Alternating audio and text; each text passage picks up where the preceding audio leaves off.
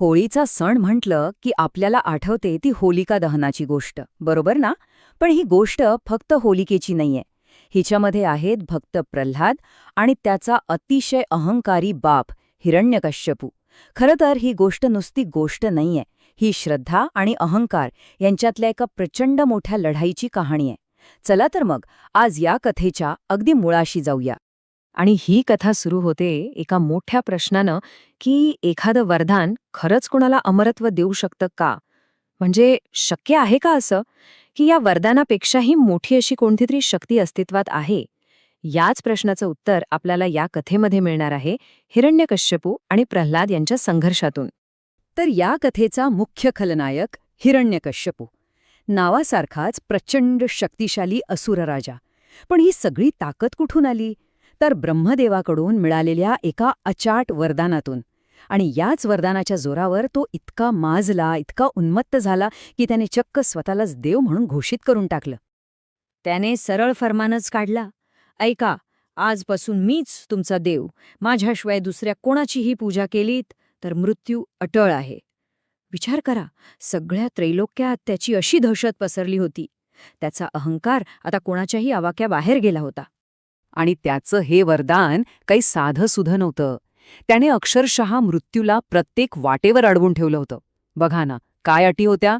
मृत्यू दिवसा यायला नको, रात्रीही नको, घरात नको, घराबाहेरही नको, जमिनीवर पण नको आणि आकाशात पण नको, माणसाकडून तर नाहीच नाही, पण प्राण्याकडूनही मृत्यू नको, आणि हो, कुठल्याही अस्त्राने किंवा शस्त्राने तर बिलकुलच नको. म्हणजे त्याला वाटलं की झालं, आता आपल्याला कोणीच मारू शकत नाही, आपण अमर झालो. पण म्हणतात ना, नियतीच्या मनात काहीतरी वेगळंच शिजत होतं. पण नियतीचा खेळ बघा. ज्या घरात अहंकाराचा एवढा मोठा डोंगर उभा होता ना, त्याच घरात श्रद्धेचा एक छोटासा दिवा जन्माला आला. आणि तो दिवा म्हणजे दुसरा तिसरा कोणी नाही, तर खुद हिरण्यकश्यपूचा मुलगा प्रल्हाद. एकीकडे बापाचा हुकूम होता की फक्त मलाच देव माना, पण प्रल्हादाच्या ओठांवर मात्र एकच नाव होतं, भगवान विष्णू. आणि त्याचा हा विश्वास इतका पक्का होता, इतका ठाम होता, की त्याला वडिलांच्या रागाची, त्यांच्या क्रोधाची अजिबात भीती वाटली नाही. तो अगदी सहज म्हणायचा, अहो, मारणाऱ्यापेक्षा वाचवणारा नेहमीच मोठा असतो, मग मी का घाबरू? हे म्हणजे थेट त्या अहंकारी बापाला दिलेलं आव्हान होतं. आणि हे ऐकून, आपल्याच पुढच्या मुलाचं हे वागणं बघून हिरण्यकशिपूचा संताप अक्षरशः अनावर झाला. मग त्याने ठरवलं, ह्या पोराची श्रद्धा मोडायची, आणि वेळ आली तर त्याचा जीव घ्यायलाही मागेपुढे पाहायचं नाही. विचार करा, काय काय केलं असेल त्याने. त्या लहानग्या प्रल्हादाला विषारी सापाने भरलेल्या खड्ड्यात फेकलं, त्याला जीव घेणं विष प्यायला लावलं. इतकंच नाही तर उंच कड्यावरून खाली ढकलून दिलं आणि अगदी धगधगत्या आगीत सुद्धा फेकलं. पण प्रत्येक वेळी, प्रत्येक संकटात त्याची विष्णूवरची श्रद्धाच त्याचं कवच बनून त्याला वाचवत राहिली. आणि इकडे हिरण्यकश्यपू मात्र हतबल, हताश होत चालला होता. आता मात्र हिरण्यकश्यपूच्या सहनशक्तीचा कडेलोट झाला. त्याने एक शेवटचा आणि सगळ्यात भयंकर डाव खेळायचं ठरवलं. आणि या डावासाठी त्याने मदतीला बोलावलं आपल्या बहिणीला, होलिकेला. आता बघा, या होलिकेकडे एक खास वरदान होतं. तिच्याकडे एक अशी शाल होती जी पांघरली की तिला आग जाळू शकत नव्हती. मग प्लॅन ठरला. प्लॅन अगदी साधा पण तितकाच खतरनाक होता. होलिका प्रल्हादला आपल्या मांडीवर घेऊन पेटत्या चितेवर बसेल.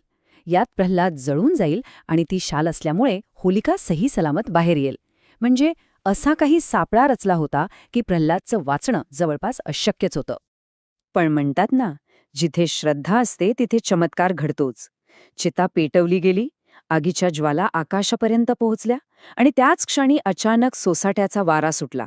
इतका जोरदार वारा की होलिकेच्या अंगावरची ती वरदानी शाल उडाली आणि थेट प्रल्हादाच्या अंगावर जाऊन पडली. आणि मग काय, नियतीचा खेळ बघा. जिला अग्नीपासून अभय होतं तीच होलिका त्या आगीत जळून भस्म झाली, आणि भक्त प्रल्हाद मात्र सुखरूप वाचला. याच घटनेला आपण आज होलिका दहन म्हणून ओळखतो. वाईटावर चांगल्याच्या विजयाचं एक अजरामर प्रतीक. आपल्या डोळ्यासमोर आपल्याच बहिणीचा असा मृत्यू झालेला पाहून हिरण्यकश्यपू अक्षरशः पिसाळला. त्याचा राग, त्याचा अहंकार आता अगदी शिगेला पोचला होता. इथूनच कथा तिच्या सर्वोच्च बिंदूवर पोचते. तो संतापाने प्रल्हादावर धावून गेला आणि ओरडला, कुठे आहे तुझा तो विष्णू? अरे, जर तो कणाकणात आहे तर मग या खांबात आहे का तो? प्रल्हादाने तितक्याच शांतपणे उत्तर दिलं, हो, तो या खांबातही आहे. हे ऐकताच हिरण्यकशिपूने आपल्या गदेचा एक जोरदार प्रहार त्या खांबावर केला. आणि त्याच क्षणाला एक मोठा आवाज झाला. एक प्रचंड गर्जना झाली. तो दगडी खांब मधोमध दुबंगला आणि त्यातून जे प्रकट झालं ते पाहून तिथे असलेले सगळेजण आश्चर्याने थक्क झाले. त्या खांबातनं प्रत्यक्ष भगवान विष्णू प्रकट झाले होते, पण एका अशा रूपात ज्याची कोणी कल्पनाही केली नव्हती. तो होता नरसिंह अवतार, अर्धा देह माणसाचा आणि अर्धा सिंहाचा. आणि हे रूप म्हणजे हिरण्यकश्यपूच्या त्या तथाकथित अमरत्वाच्या वरदानाला दिलेलं चोख उत्तर होतं. आता अहंकाराच्या अंताची वेळ जवळ आली होती. आता बघा, नरसिंहांनी हिरण्यकश्यपूच्या वरदानातली प्रत्येक अट कशी मोडून काढली. वेळ होती संध्याकाळची, म्हणजे ना दिवस ना रात्र. जागा होती राजवाड्याच्या दाराचा उंबरठा, म्हणजे ना घराच्या आत ना बाहेर. नरसिंहांनी त्याला उचलून आपल्या मांडीवर घेतलं, म्हणजे ना जमिनीवर ना आकाशात. वध करणारा अवतार ना पूर्ण मनुष्य होता ना पूर्ण प्राणी. आणि शस्त्र होतं त्यांची स्वतःची तीक्ष्ण नखं. बघा, प्रत्येक अट, प्रत्येक नियम अगदी अचूकपणे निष्प्रभाव ठरवला गेला. आणि अशा रीतीनं ज्या वरदानाच्या जोरावर हिरण्यकशिपू स्वतःला अजेय, अमर समजत होता, तेच वरदान त्याच्या अंताच्या वेळी पूर्णपणे निरुपयोगी ठरलं. त्याच्या दहशतीच्या राज्याचा अंत झाला. पण थांबा, कथा इथेच संपत नाही. हिरण्यकशिपूचा वध तर झाला, पण त्यानंतर काय घडलं आणि या सगळ्या गोष्टीतून आपल्याला नेमकं काय शिकायला मिळतं हे समजून घेणंही तितकंच महत्वाचं आहे. झालं असं की हिरण्यकश्यपूच्या वधानंतरही भगवान नरसिंहांचा तो प्रचंड क्रोध शांतच होत नव्हता. त्यांच्या रागाने सगळ्या विश्वाला धोका निर्माण झाला होता. तेव्हा देवांनाही जे जमलं नाही ते करून दाखवला भक्त प्रल्हादाने. तो पुढे आला आणि त्याच्या निरागस भक्तीने, त्याच्या प्रार्थनेने नरसिंहांचा राग शांत झाला. हेच तर सिद्ध होतं की खरी ताकद रागात किंवा विध्वंसात नाही, तर शुद्ध भक्तीमध्ये आहे.